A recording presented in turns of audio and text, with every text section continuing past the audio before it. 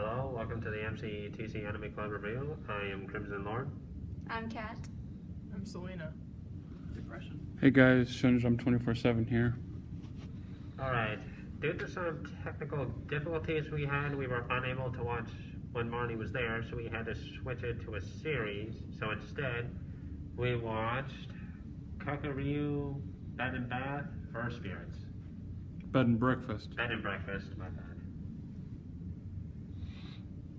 So, this series, All Revolt, is another Ayakashi-based anime, spirits in the hidden world, apart from the human realm. In this case... It's kind of like a fruit basket. K-sama Kiss, if you've ever seen it. Yeah. Right.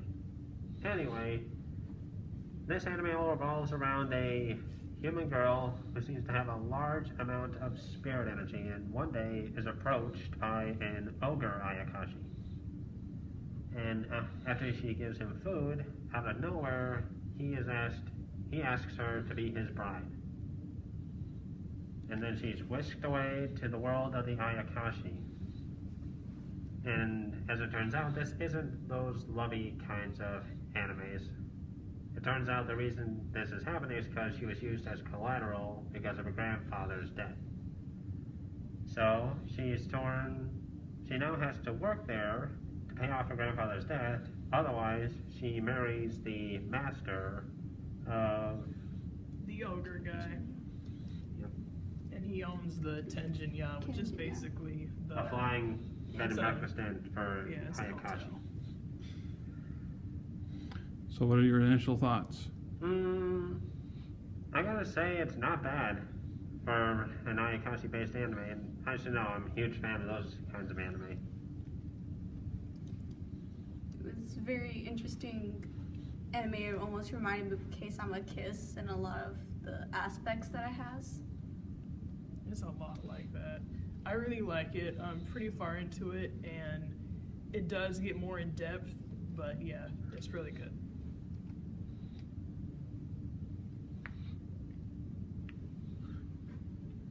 And I already explained this, pretty much the story. Yep. So, what are your thoughts on the characters? I think we'll start with Aoi. She kind of it's like a normal kind of girl you would expect, although I gotta say she wasn't all freaked out and phased as soon as she sees Ayakashi, which is understandable since she could see him her whole life just like her grandfather.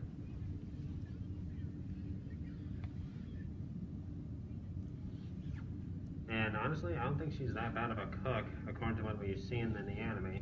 Food's so good, even the Ayakashi love it. And they're spirits, so they usually have very particular tastes. I like her.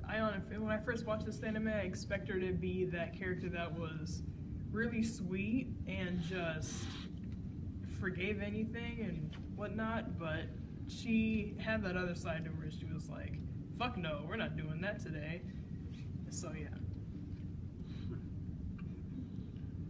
And next character is the ogre god. His name is Odana, I think. Something like that. We'll just call him the Master. So, what can we say? He's an ogre, one of the most powerful Ayakashi around. Honestly, he seems like the strict kind of person, but in a sense, he can be kind sometimes, although he can be a bit dense for certain situations.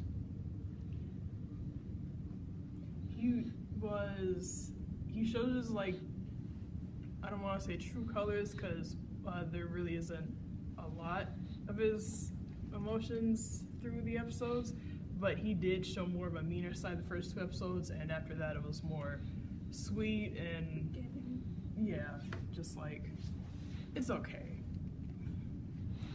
Well, as to be expected, ogres aren't technically one of the more friendlier Ayakashi, according to some lore. But, yeah, it looked like he flips the switch every now and then. One minute he's the kind of considerate master, the next he looks like a strict boss.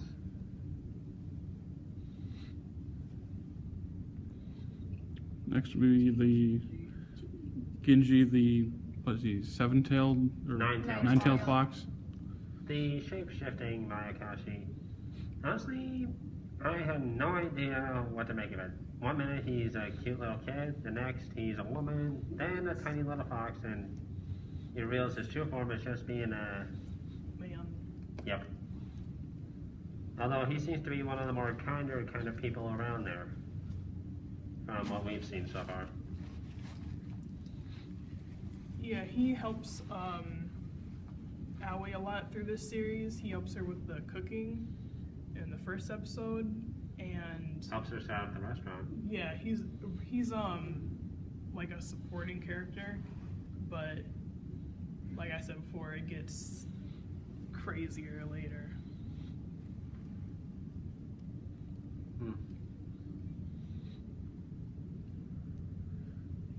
So, And there's Master Matsuba, the Tengu. yeah. And honestly, he kind of seems like the one kind of character who's an elderly old man, but you usually find passed out drunk. I expected more of a pervert vibe from him when I watched this. No, 'Cause but when- he's like the kind of consider a grandpa from how we saw him. I know, but when I first seen it and he fell at the sky and then he was like, oh, I don't want to take food from you, and then he started eating, and then I thought he was going to make a comment like, you're really pretty, are you married? And I really thought that's what was going to happen, but then he was like, no, I'm an older man, I've had my fun, you know, that's how it is for me. But I was expecting more of a perverted man. Well, come on, he was the best friend to her grandfather. You think he would actually do something like that? I mean, when they met, he was young, the grandfather was young, and then he was old, but I was still like, okay, he's just... Although, on the other hand, he did give her the offer that he would pay off the debt for her and she could come back with him to the mountain and marry one of his sons. Yeah. She happily declined with wanting to actually take care of her grandfather's debt herself. She's honorable, I'll give her that. More than I can say for some people on that ship. And next is Oreo, the Yukiona. Oh yeah, she would be the woman who's jealous of the new girl in town.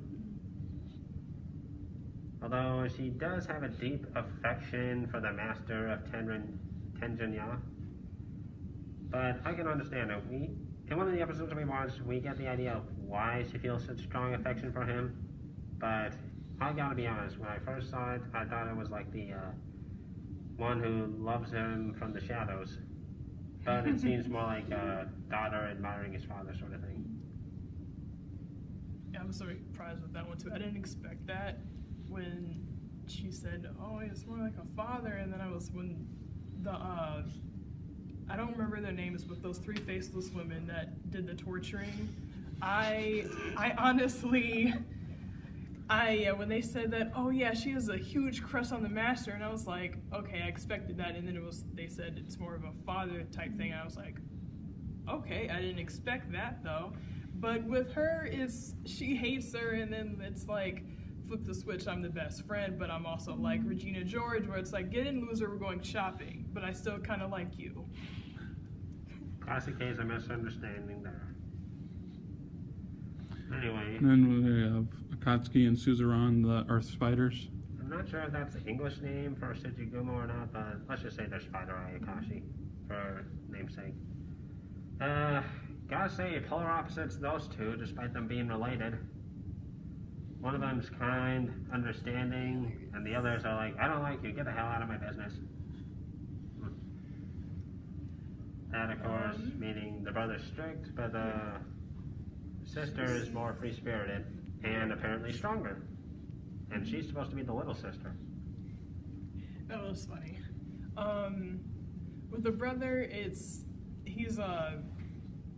definitely more strict, but he has that softer side where it's sister. yeah. And then I'm trying to explain this. I'm not saying too much, but they give more backstory later on at why he felt a certain way towards her grandfather. So yeah, that gets explained. Oh yeah, speaking of her grandfather, I don't think there's much to talk about him, is there? Shido? He, the It's- grandfather, he basically could see dead people or Ayakashi spirits. yeah, Spirits. I can't pronounce anything. And Yeah, so he could see the Ayakashi, and he could travel between worlds. So he ended up going to the Ayakashi world and then getting a huge debt. But apparently he was super powerful, and a lot of people were just like, "You're cool, but I want you dead, but I won't do it myself." He's not. I'm not sure if he's powerful. It's more like I mean, it may seem that way, but when he passed with Akatsuki, but I think it's just because Akatsuki was really weak. Because he was big though.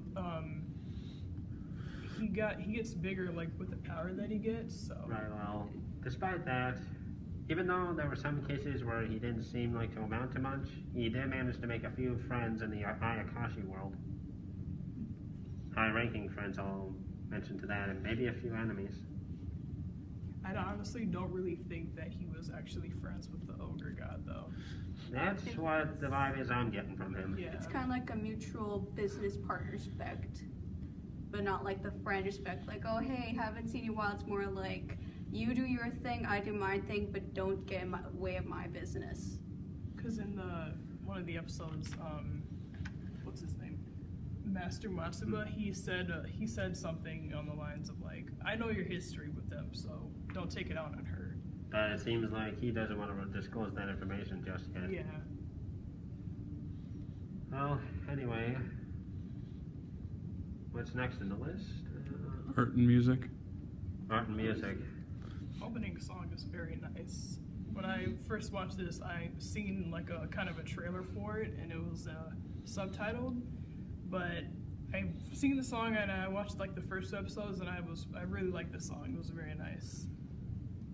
It has a very good melodic feel to it. So almost like it takes you back to like other Japanese bands that just make it seem like anime and want you to watch it. You mean like a sort of feudal Japan series? Yes. Well, Ayakashi do tend to live in the past times. They may have cities and stuff, but it doesn't look like they're that much modern from today Japan. You really see that too. With With one of the characters when Is it geisha? No, it's like one of the characters said something it was like what the girl, I can't remember her name. Someone said something about a stalker, and another character was like, "Stalker? What is that?" And you're just like, "Oh, sweetie." Since they don't know, Well, it's more Yeah. in the past. then there's also the fact about how there were some people who were like, "You're a human. I don't want you serving food to me." But there were others who say, "No women allowed in the kitchen." Like they don't believe women can be chefs in that place, apparently. But Aoi showed them. It's kind of funny how they did that too, because like in some households it's like more women stay in the house, look after the kids, cook, clean, and with that it's like you don't cook here, and yeah. So yeah, they are really behind the times. Okay. Something negative. Can't really find anything. Like I said, I'm a fan of Ayakashi anime, so can't say nothing bad about it. I just wish the ogre god would have longer hair. That's the only thing I wanted because usually when you see demons. like Fox God They have or whatever, longer hair. Yeah, they have longer hair, and I didn't like that at first, but then I got used to it, and then it's like seeing him without the long hair. It's What? like, You were expecting him to look more like a shogun? yeah, pretty much. Because then you see the long nails, and it's like, where's the long hair? But yeah, that's pretty much all I had. Okay. Final thoughts. I gotta say, like, for an anime like this, there isn't much of a supernatural beings clashing with each other as I thought there'd be, but it's got its fair share of drama, so I'm okay with it. I have fallen in love with it, honestly. I just want to go home and just watch it all, just binge it. I like it so far. I need to finish watching it, but it's very good. And score. 5 out of 5 foxes. 5 out of 5 cats. 5 out of 5 bean poles. Well, anyway, that'll be all for us. Join us next week when we watch another series, Snow White with the Red Hair. Until then, this is the MCTC Anime Club signing off.